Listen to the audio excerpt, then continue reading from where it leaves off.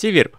Для начала очень советую посмотреть видос под восклицательным знаком, ибо там я рассказываю про танкование, что по сути является другой стороной одной медали. Однако, по просмотру должно было стать ясно, что там я не сказал самое важное. Вам не придется ничего танчить, если все ваши враги будут мертвы.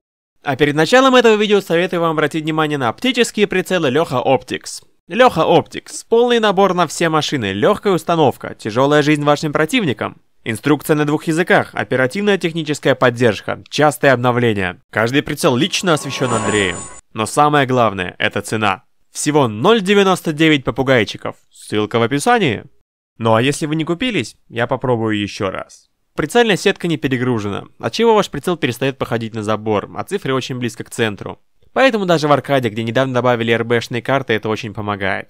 Ну вот не верю я, что есть люди на топах, которые могли бы так метко стрелять со стоковым прицелом.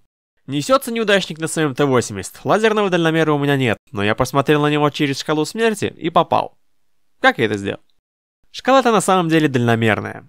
Лично под мою подходят Т-80, Абрамсы, Т-34 и прочие танки высотой плюс-минус 2,4 метра. Если вы видите что-то высокое, например, американские топ-тяжи, Паттоны, Пантеры, КТХ и так далее, то к измеренной дистанции добавляем 100-200 метров.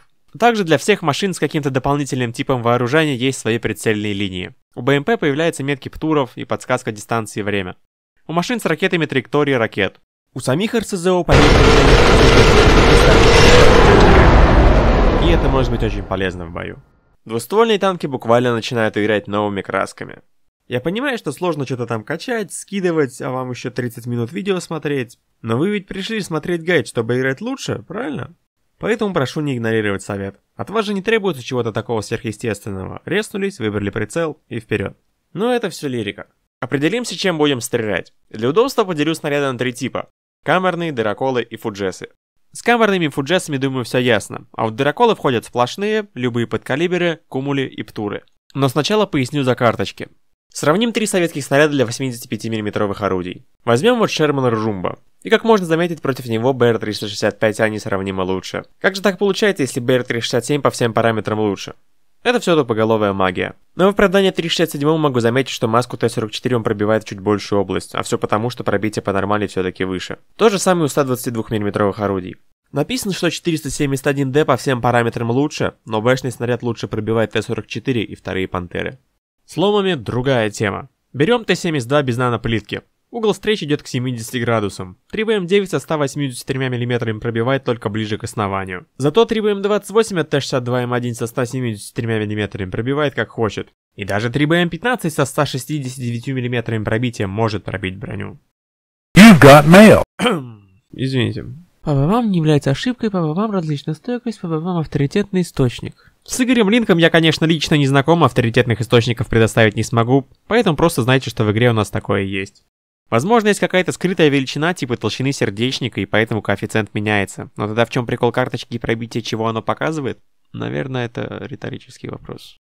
У фугасов пробитие считается в сфере. Стреляли в лоб башни, снаряд проломил крышу, все осколки ушли вниз, башня не пробита. Ну и тут есть свои приколы. Почему я не могу пробить 15 мм брони фугасом на 31 мм пробития? А вот, например, ЗУР на 48 мм пробития дамажит еще хуже. Они, конечно, взрываются перед танком, но даже если намеренно выстрелить очень близко, результат едва ли будет лучше. И вот к чему я веду. Можете забыть про пробитие по карточке. Веры им нет, а вся информация, которую вы должны держать в голове, это пробивает ли данный снаряд данный танк в такой-то проекции или нет. К слову, также и с аркадным крестиком. У него есть некоторая задержка в обновлении, да и в целом, пока вы будете ждать обновления цвета, вы тратите драгоценные миллисекунды. Поэтому я советую меньше верить крестику и стрелять больше, опираясь на мышечную память. В итоге, единственное, что остается реально объективным в карточке, это пробитие по нормали. Ну еще, чтобы вы поменьше удивлялись с очередного рикошета. Берем Як Пантеру и ставим против нее Центуриона с 20-фунтовкой со сплошными. Крестик, конечно, везде зеленый, но он ни разу не гарантирует 100% пробитие. Стреляем мы примерно под углом в 55 градусов. Смотрим на карточку сплошняка.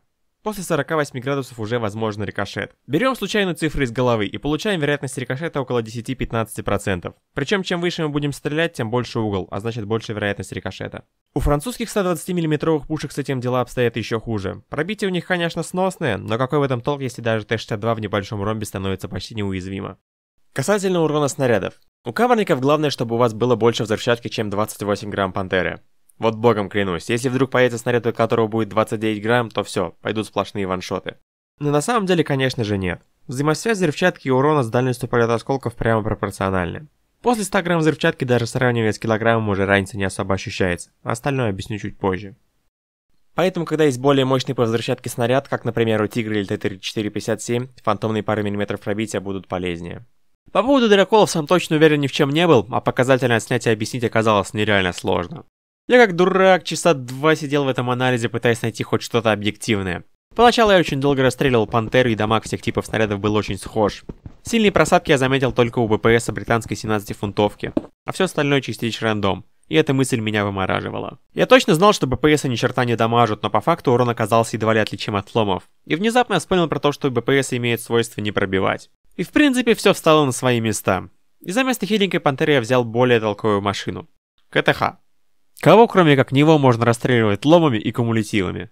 Цвета цифр соответствуют ранениям танкистов. И не сильно заморачиваясь над подсчетом рандома, итог будет с 10 снарядов разных типов боеприпасов и калибров. Если вам особо интересно, можете пройти в описании и посмотреть, как этот обстрел выглядел в реальном времени. Сейчас же я покажу только итоговые цифры. Как можно заметить, у БПСов урона нет. Что 20-фунтовка, что 105-мм пушка почти никакие. Все настолько плохо, что даже 60-мм бобс дамажит лучше, чем 120-мм пушка от Чифтейна. Конусы количества осколков такие же, как у бобсов, но сами осколки несравнимо слабее. У бобсов урон, видимо, также считается только от пробития, потому что разницы между 60 и 152 мм почти нет, зато Ариэта становится каким-то монстром. Даже жалко, что один выживший танкист испортил всю статистику. У Кумулей же конус разлета осколков слишком маленький, притом количество осколков еще меньше. Снаряд максимально рандомный, это отлично видно у Ариэта, почти половина погибла и другая половина не получила урона. Осколки просто не летят в сторону тех или иных танкистов. Поэтому на кумулях старайтесь бить как можно прицельнее. Ну и соответственно на БПСах и кумулях стрельба в силуэт может быть смертельна для вас. Если БПС еще позволяет иногда зарандомить, то кумули уже навряд ли. Значит, если играем на 105 мм пушках, где еще недоступен лом против любых нетяжелобронированных машин, как например Леопард, все же будет лучше стрелять БПСами. Не стал делать сравнение, используя птуры, потому что любой птур мощнее малюты в это место убивает всех 5 танкистов с почти 100% вероятностью. А значит, это сильнейший снаряд среди дракольных. Закрывая главу, самое важное, что надо уточнить, это чистого и честного урона не бывает. Вот посмотрите, например, на обстрел 54-ки. Хоть и стреляя в центр, заряжающий никогда не получит урон. А все потому, что осколки танчат из-за всяких бронеперегородок, пулеметов, казны, баков, погона башни и, как бы смешно ни звучало, боекомплекта. Касательно оптики тут не так однозначно. То, что у вас снаряд не пробил и взорвался, это не значит, что оптика все пожрала. Это значит, что снаряд не пробил и взорвался, а оптику просто задела взрывчаткой. Однако то, что наводчик Пантеры может выжить из-за того, что оптика не дает создаться осколком, это для меня казалось очень неожиданным. А я раньше грешил на подкалибры и сразу заряжал сплошные. Ну и в целом я объяснял это в видео, о котором говорил в начале. Если вы вдруг вспомнили про сплошные, то у них конус осколков как у Звезды Смерти, и дамаг в принципе такой же. То есть там так же как на камерах, главное пробить. При условии, конечно, что калибр больше той же 18-фунтовки, а если меньше, то у вас БПС с другим названием.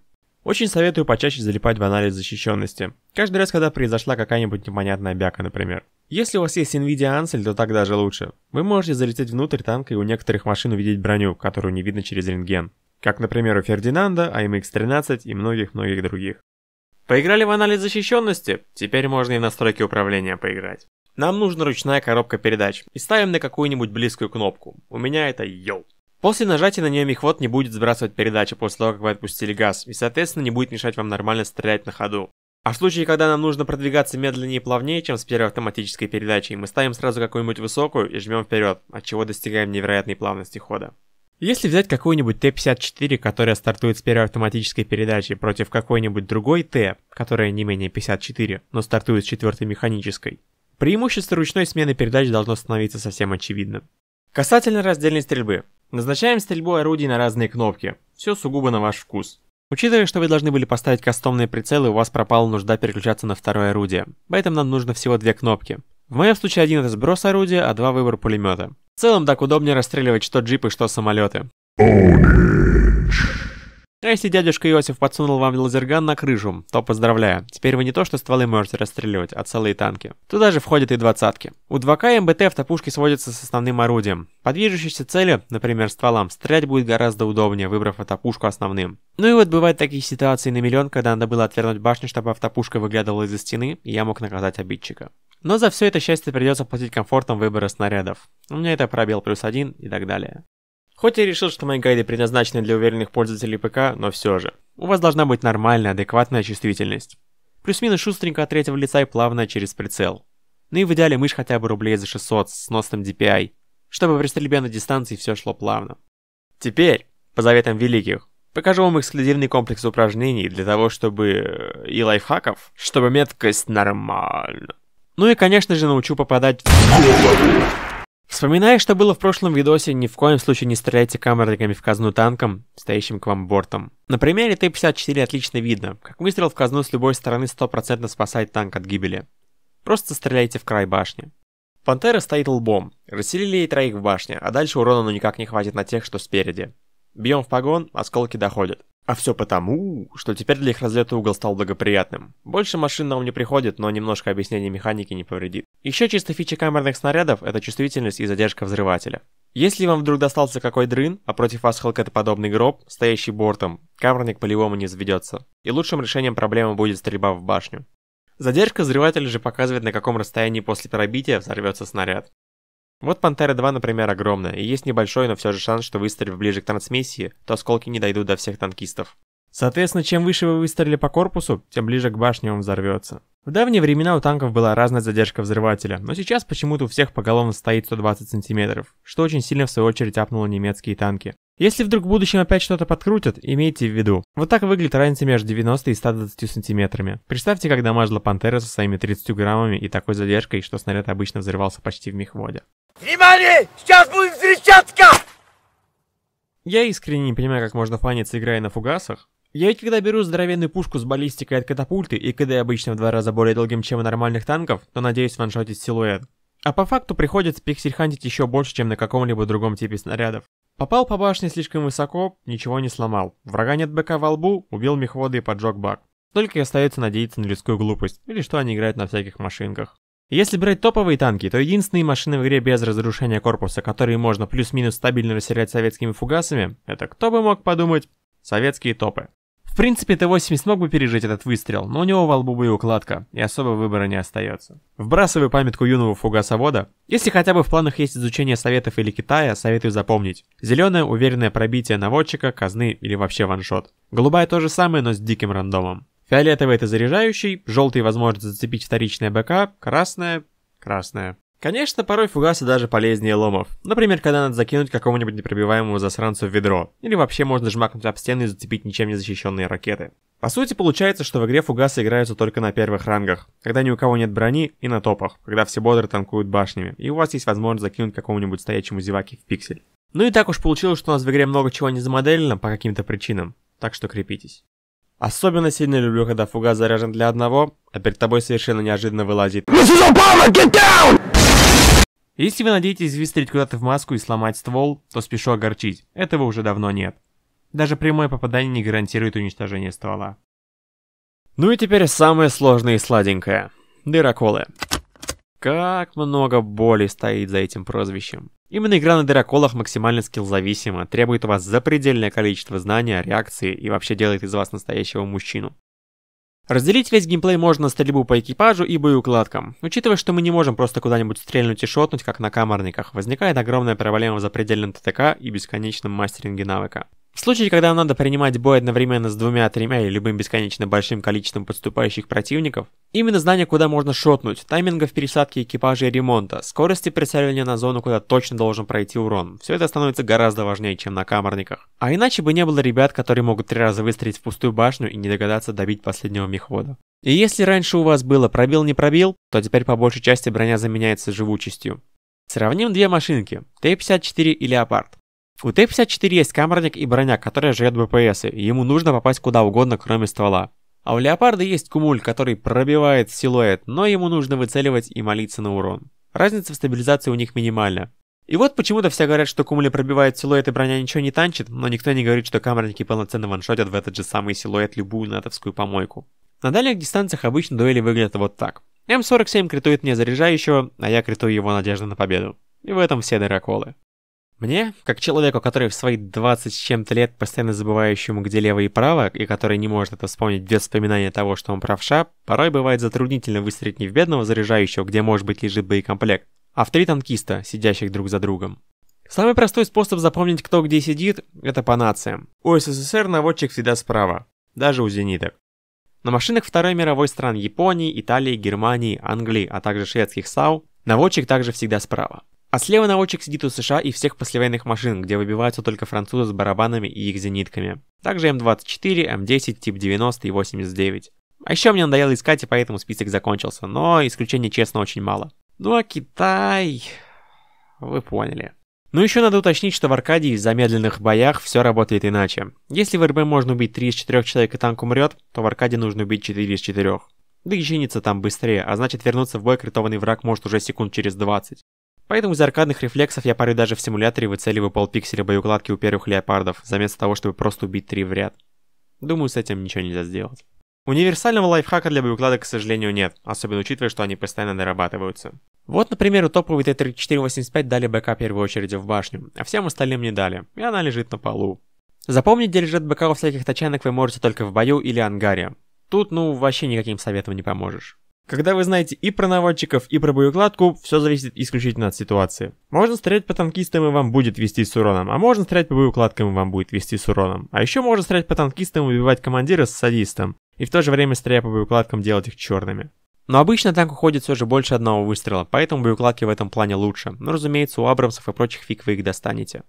Когда врагов много, лучше бить по боеукладке, когда бой около дуэльный, лучше работать по экипажу. Но держите в голове. Чем быстрее вы закончили стычку, тем быстрее вы будете заряжены. Соответственно, тем быстрее можете проехать вперед и спасти товарища.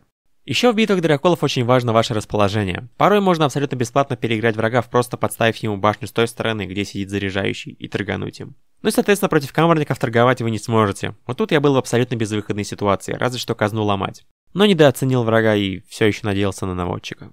Самое страшное на драколах — это встречать танки с огромным броневым. Если у КТХ теперь боеукладка в башне и проблем с ним нет, то вот американскими тяжами, як-тиграми и прочими бумбоксами придется стрелять и плакать. Если у какого-нибудь Т-32 скрытой на ЛДЛ он вообще играет от башни, готовьтесь стрелять по раз 10, и при этом никто не гарантирует вам пробитие даже с такими цифрами. Плюс может не вылететь урон и вас накажут, скорее всего ваншотом. А вот если на ЛД все-таки видно, бейте туда, по боеукладке. Это в любом случае лучше, чем ковырять его полминуты. Честно говоря, не знаю, давно ли у советских танков завезли броню для автомата заряжания, но сейчас на пару с черными снарядами происходит совсем какая-то грязь, что порой даже 3 черных снаряда могут не взорваться. Конечно, лучше станет, если вы будете стрелять по наводчику, но если прям срочно нужно избавиться от тэшки, бейте чуть выше катков, там снаряды лежат еще плотнее. Причем это универсальные для Т-72 с ЗТЗшкой и для Т-80У. Попробуй затанчить такое, болванчик. Если против вас какая-то бронированная машина, то ствол тоже неплохой вариант отключить врага.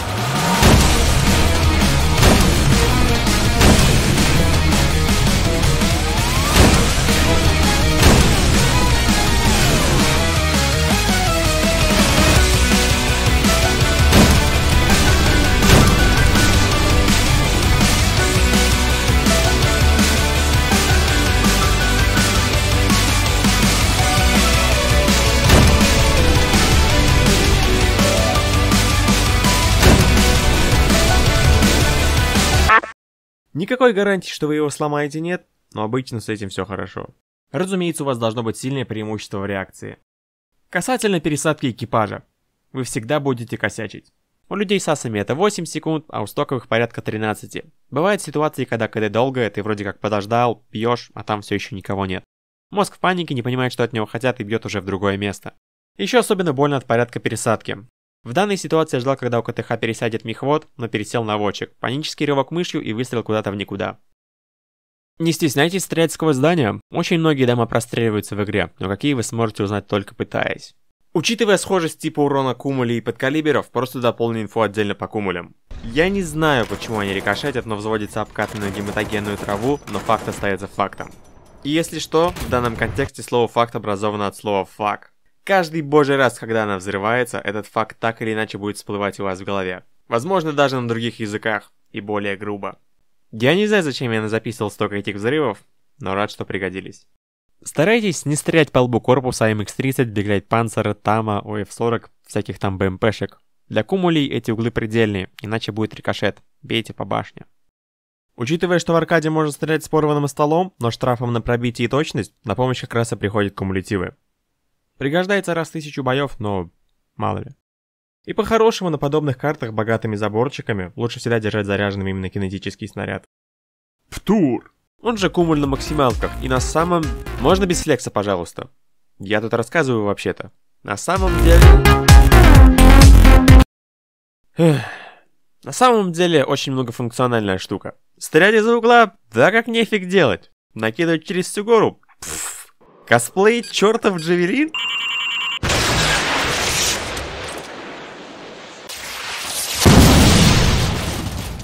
Косплей ракетной маги? Может, мы еще и назад стрелять можем? Конечно можем, чё за вопросы? Столько плюсов, а минус всего один. Нельзя нормально играть. Чтоб туровозки, что БМП играются агрессивно по большей части именно так. Стоим и накидываем птуры по кружочку, вот и вся наука.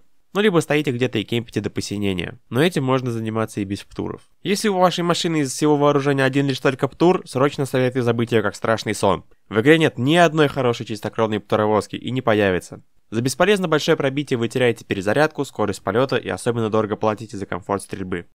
Ну и чтобы жизнь медом не казалась, птуры еще и сбить можно. Кстати, помните хэши? О том, что на хэшах не надо играть, я понял примерно в 2016 году, когда Леопард еще был топом.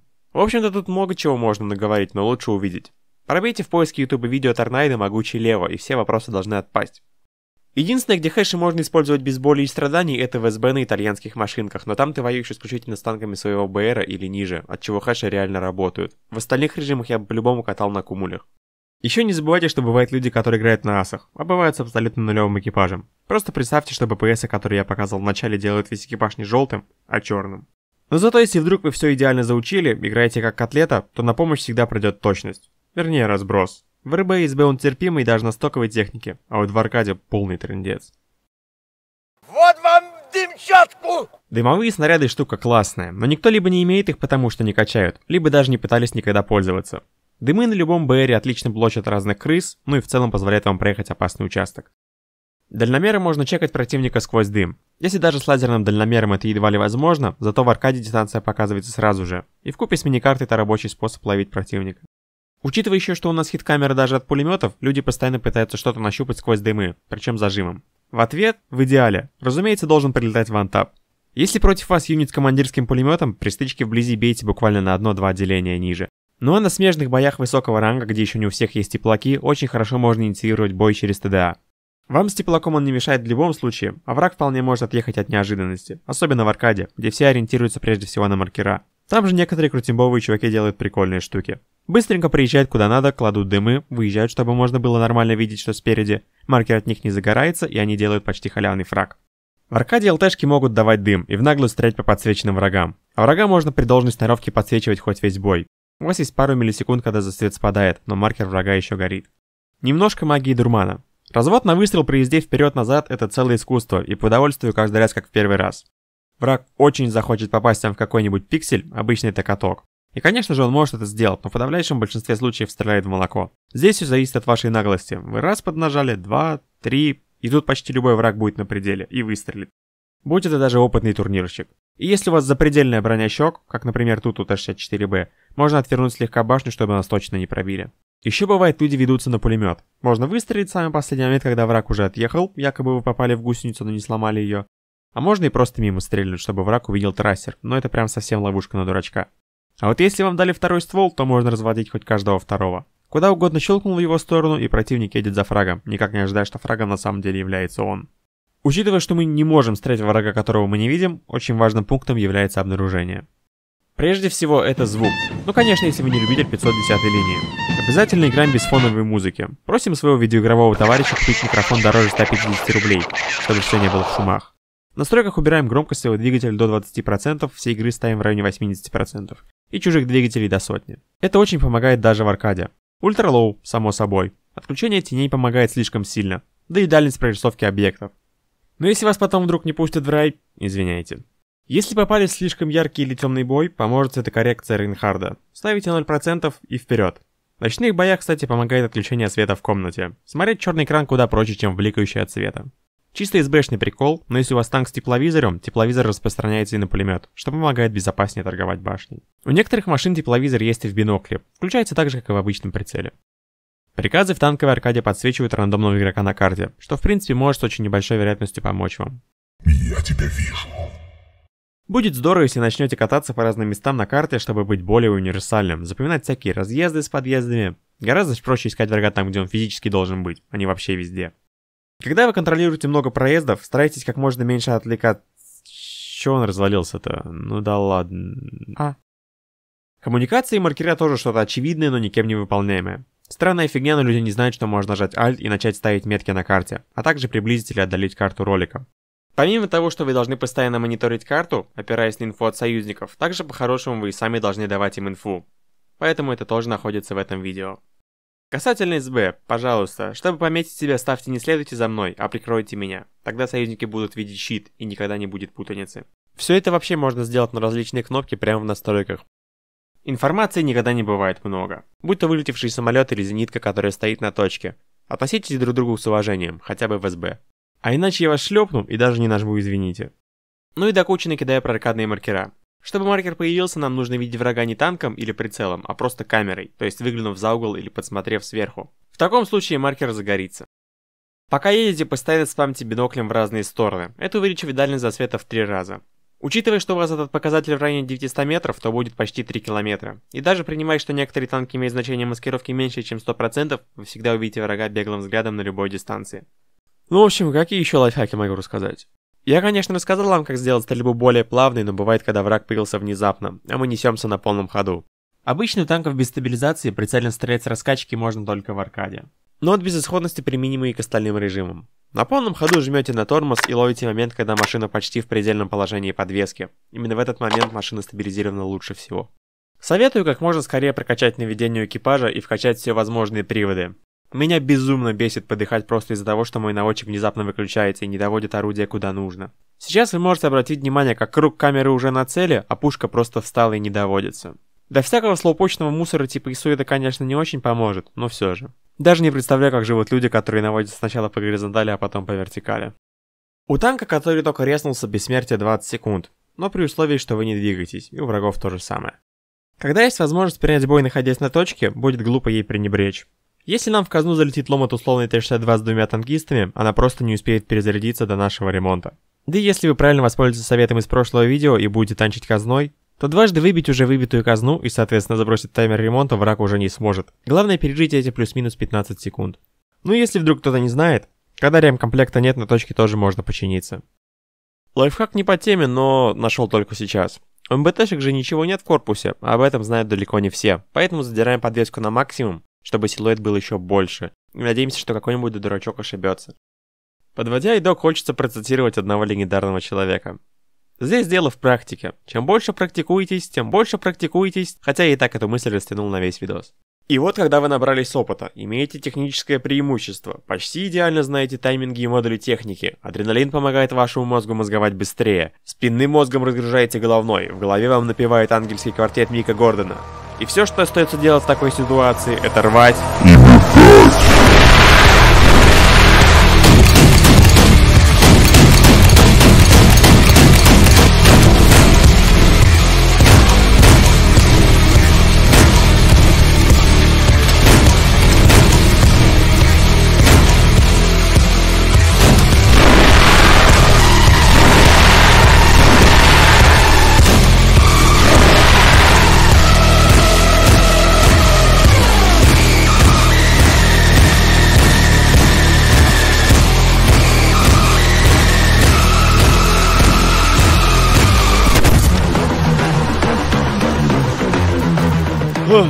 Ну вот и все. За 20 минут я рассказал больше, чем все танковые ютуберы вместе взятые за 5 лет. Это, конечно же, мое мнение, и если вы с ним не согласны, то вы не правы. Да какой там ютуберы? У меня оба видоса по танкованию и про стрельбу по объему вышли больше, чем курсовая работа. А я ведь даже ничего не копипастил для этого. Не забудьте написать что-то в духе «Ничего нового, конечно, не узнал, но гайд хороший. Спасибо». Если вы хотите мне ментально помочь, в описании есть ссылка на это видео в стиме. Лайк там мне помог бы, пожалуй, даже больше, чем здесь, на ютубе. Кстати, в этом видосе было спрятано 3 анекдота, так что можете устроить себе НГ+.